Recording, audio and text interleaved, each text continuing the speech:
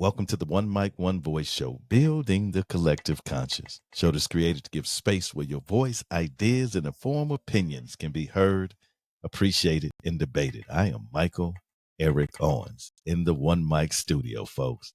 Listen, I wanted to get together to talk a little bit about the Republican Party. What has happened to the Republican Party? I mean, that's a great question for us to address right now. With everything that's going on, with everything that's happening in our society today, what is going on with the Republican Party?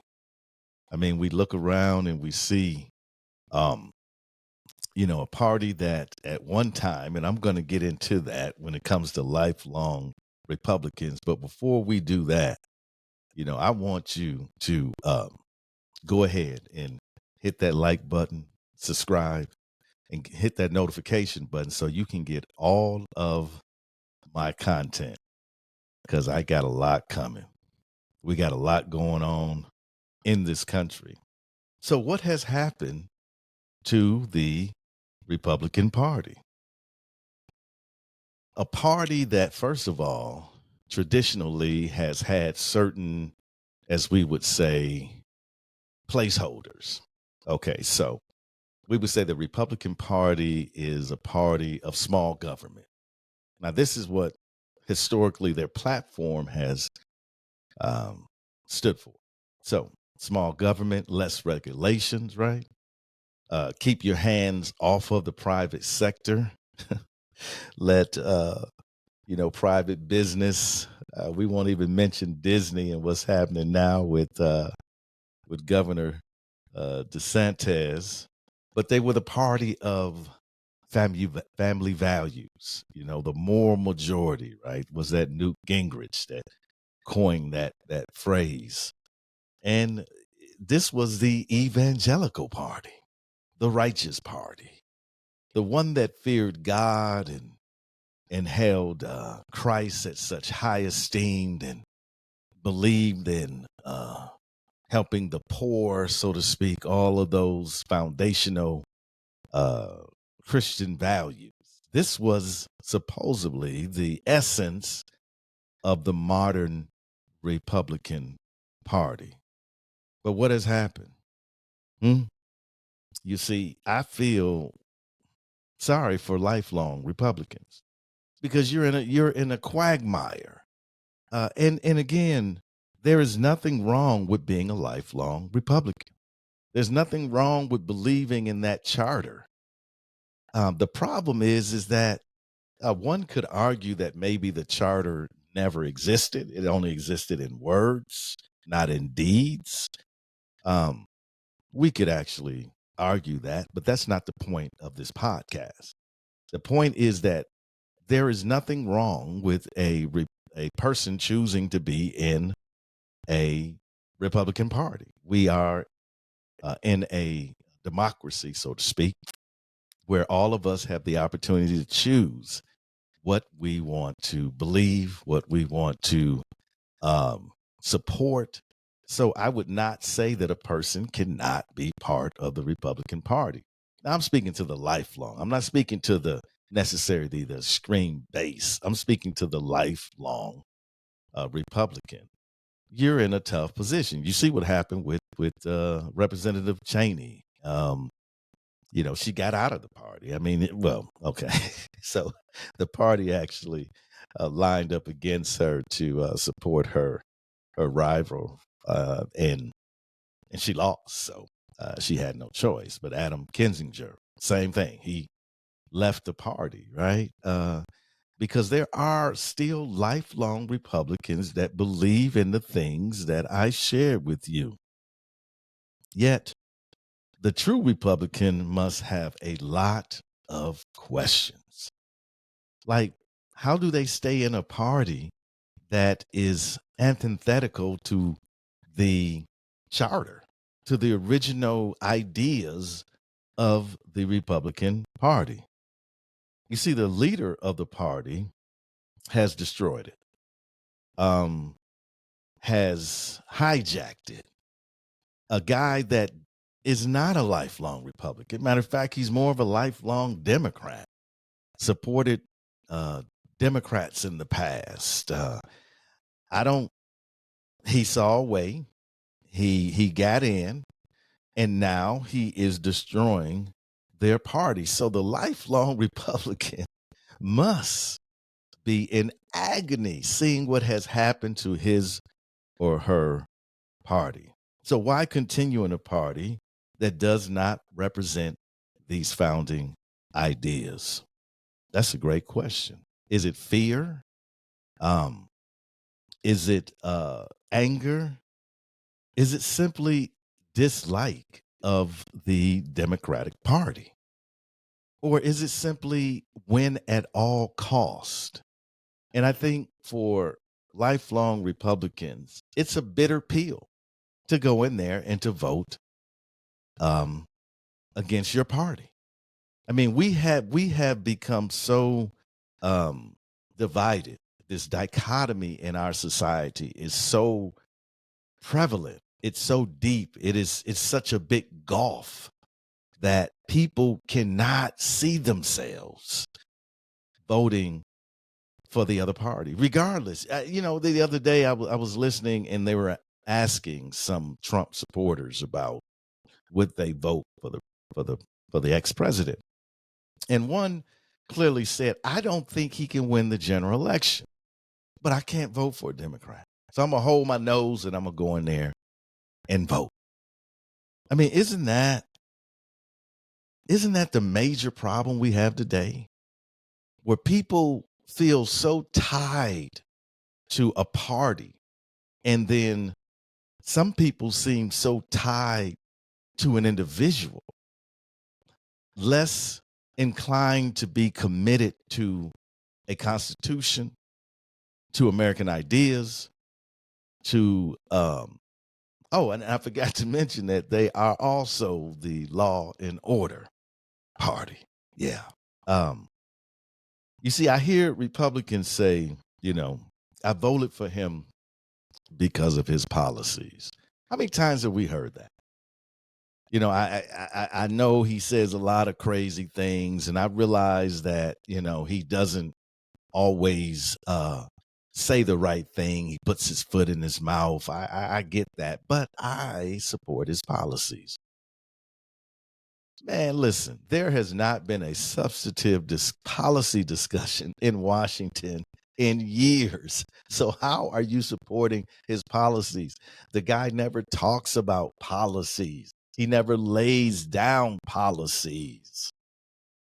All he has is we want to say this disgranto person that sees the enemy as anti-American. And so when you say you support his policies, what does that really mean? You see, it's not about his policies. Let's just be honest. It's not, because if and this is where the media fails us, because in these interviews you will hear people say um it's about his policies. But no one will say, well, what policies are those? And even if they do are prompted with that question, the person will simply say, well, the border policy, or his economic policy. Well, what is his economic policy? What is his border policy? Well, his border policy was to not allow Muslims in this country. His border policy was to not allow immigrants from S-hole countries, as he said. So his border policy is a racist policy. So the media does a poor job of diving into, these issues, because they can't articulate really because it's not about his policies. You see, they support him, and I mean the base. I don't believe lifelong Republicans support him in the way that the base does. The base are just, I would say, caught up in a cult, and he is their leader. Trump, whatever he says, they believe. I don't believe most lifelong Republicans are having a tough time because they don't like the guy. They don't like the guy. They think the same thing of him that we do, but they have too much to lose, especially the congressional leaders, but the average person also, because they're caught up in this idea that I can never vote for the other party. So why do they support him? They support him because he stokes their pain and he keeps their fantasy alive. And what is this pain that they feel? Well, that's why we don't have affirmative action, because they said that was reverse racism. That's why they're attacking, Black studies, because it makes them feel accountable for what happened in this country. Because Trump represents this idea of the fantasy of America, make America great again. That somewhere at some point in American history that white people, mainly white males, had everything they needed. There was no opposition to them. That they ran this country so smoothly and that they built everything in this country themselves. Now, there's a lot of white brothers that know the truth and doesn't ascertain to that, but that's where the base is at. That's where the base is at. Their pain is they believe they have lost or that they're losing their country. And the fantasy is somehow we're going to revert back to some nostalgic time in which white man ruled. And we're in the 21st century. That didn't work in the 20th century. It didn't work in the 19th century. That's why you had a civil war. There has never been a time in this country where this fantasy was a reality. Because all of our past and our future and our present, we are tied in this knot of destiny. Without the other, the knot does not hold. That's what inclusion is all about. We are all in this mix, this great recipe of democracy. And without it, folks, the cake won't rise. Nah, it's flat. Matter of fact, it doesn't look good. It even tastes worse. Until we face the reality, or I should say, those on the other side, face the reality that we are in this together, that our destinies are wrapped tightly, then we will never, ever get out of this quagmire that we live in. You see, lifelong Republicans, yeah, yeah. I mean, they're running. They're running scared. They're afraid. Because how in the world can you make this argument that so many of them do, besides the policy argument, is the argument that I vote for the lesser of two evils? I'm sure you've heard that. The lesser of two evils, meaning Biden versus Trump. Really? I mean, do we really believe that there is a comparable argument that can be made that Biden is just as worse as Trump?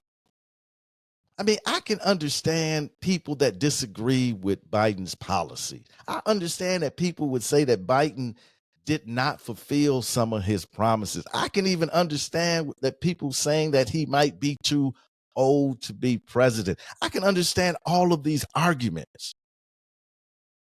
The student loan thing, I can understand that. The police reform thing, I can understand that people can have problems with his failures. We all fail. We all fail. We don't all succeed. Matter of fact, you cannot succeed if you don't fail. You don't know how great the mountaintop is until you've been in the valley for a while. You don't know what joy is until you have experienced pain. You truly don't know what love is until you have felt, I guess, hatred, abandonment, right? Ostracism. You don't. So all of us have failed, and that's an argument that you clearly can make against President Biden, because that could be substantive, right? But do we really compare the two? Are they really two of lesser evils? Wow. I don't think so. Okay, let's just look at this. Trump was twice impeached. Twice. Okay. He's under 4 criminal indictments. He has 91 charges against him. The man is responsible for trying to overthrow the government. The man has been accused, and civilly, he's had to pay for being a sexual abuser. The man has been caught lying in a relationship with a adult film star. Let's continue on. The man is honored and revered by white supremacists, white nationalists. I mean, really, are we comparing him to Biden? You know, these things, the things that I'm saying to you, they're well documented. They're not lies. So, I'm voting for the two of lesser evils, the one of lesser evils. And I think that argument is a red herring. They're voting for Trump because, again, he speaks to their pain. He stokes it. And then he also, man, he fuels that fantasy, right? And everybody loves a fantasy. You can be anything you want to be in a fantasy, right? You can be a superhero. You can be you can be a great speaker. You can be whatever you want to be. And as a child, we all fantasize about things. But as Apostle Paul say, when I was a child, I thought as a child. When I became a man, I put away childish things. And so listen, folks, the lifelong Republican is in a very difficult position. And it's not going to get any better, because this man is going to completely dismantle your party. He's going to tear it apart. And if you are passionate about your party, wouldn't you fight for it? Wouldn't you stand up for it? Wouldn't you go against anyone that defies the charter of your party? You would think so. But man, we've seen what this guy has done when you have spoken out against him. You know, I think the media continues to do us a disservice each and every day. That's all we hear about. That's all we see. There are other Republican candidates that are out there that are bidding, that are fighting, that are trying to get okay, I'm an independent. Now, let me be clear. Okay, there is no way that I ascertain to the Republican platform. I just don't. I don't see myself in it. I don't see myself part of it. I don't see them as welcoming. But I respect their right to be a political party and to believe like they want to believe. I respect that. But I don't respect those who put a person ahead of not only party, but country. And what we see with Republicans is nothing about small government. It's nothing about less regulations. It's nothing about the moral majority. It's nothing about this free market economy. It's nothing about that. It's about winning at all costs. And we don't care who takes us to the finish line. That's what we're looking at. We will stomach this. We will hold our noses. We will swallow that bitter pill. We will go grudgingly into that voting booth and we will vote him because we believe he can win. And all we really want to do is win. Think about that. You don't want to run the country. You don't want to. You don't want to tackle poverty, childhood hunger, helplessness. Homelessness. You don't want to helplessness too, because many of us do feel helpless out here. But think about it. You don't want to do these things that are substantive to move this country forward. You simply want to win. And then you look at these national polls. Okay. These national polls that say Biden and Trump are even. Who are they asking? First of all, you're asking people who are not outside of the silo of Trump. When you hear all these people being interviewed, these Trump constituents, what do you think about the indictment? Oh, I think it's all politically motivated. So who we hear that from? Also, you hear this, it's election interference. And then they won't ask them the question, have you read the indictment? That's what I want to see. I want to see a poll that shows the percentage of Republicans who have read one indictment. When the first indictment came out from Jack Smith, Lindsey Graham didn't read it. Jordan didn't read it. Tim Scott didn't read it. They didn't pay attention to the January 6th things that were going on. The committee, they have their heads stuck in the sand. Because once you have the information, then there's a decision that has to be made. You see, that's the thing about truth. As long as you can, run around truth and duck and dive and move and shake, but once you face truth, there's a decision that has to be made. You have to determine, you can't look to the right or to the left, or you have to look in the mirror and make a decision for yourself.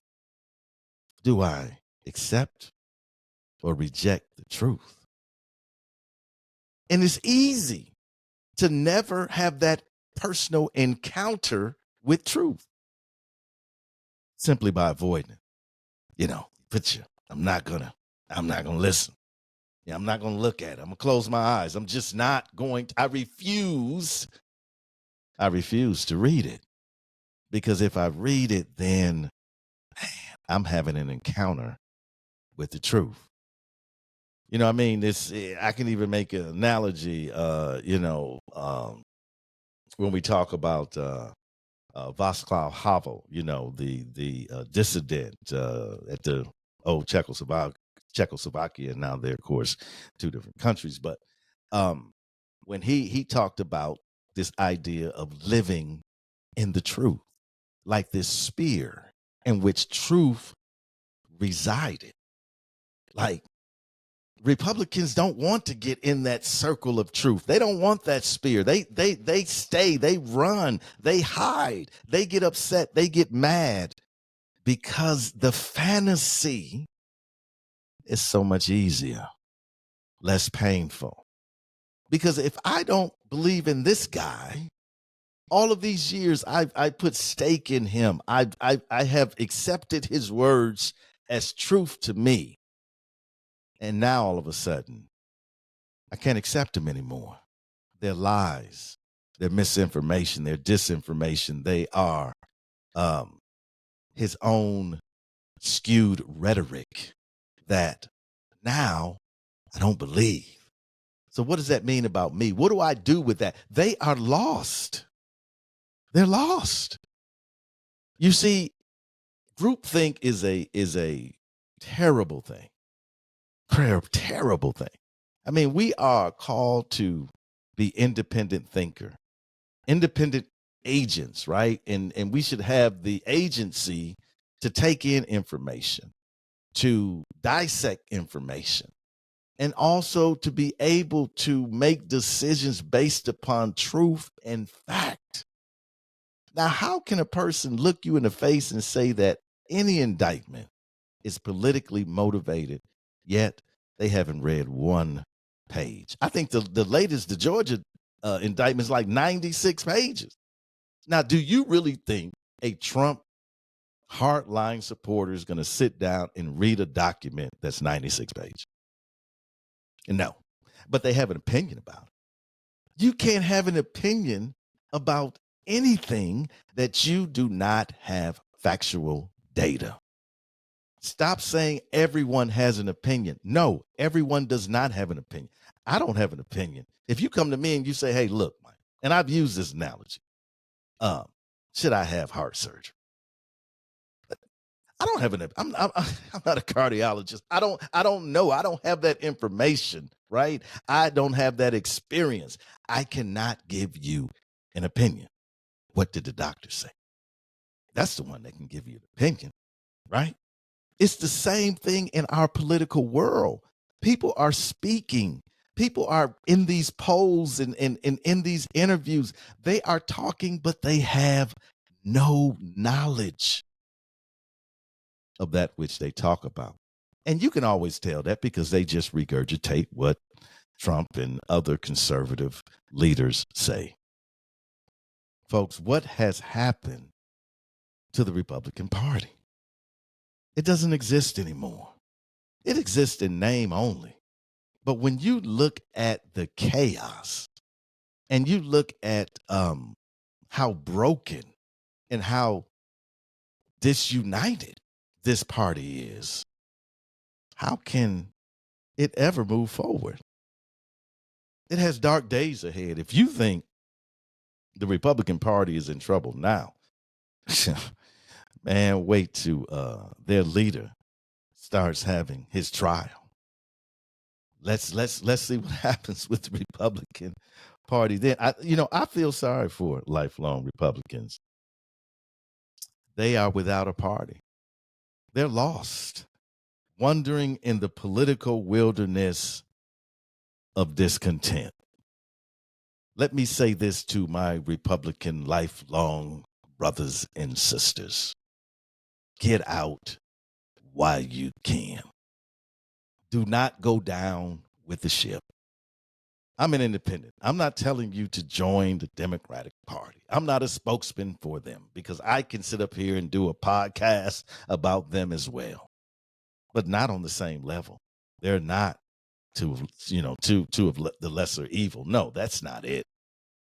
But I could share some things about them. But to you, directly to you, I want to say you need to jump ship, leave, abandon, because that party no longer represents who you are. History will speak of us. Somewhere in the distant future, a scribe will reach down deep into the archives of our time, and what will she find? Will she discover that we overcame our differences? Will she find that out of many, we became one? Or will she find that we saw nothing and remain a divided peoples? Yes, history will speak of us.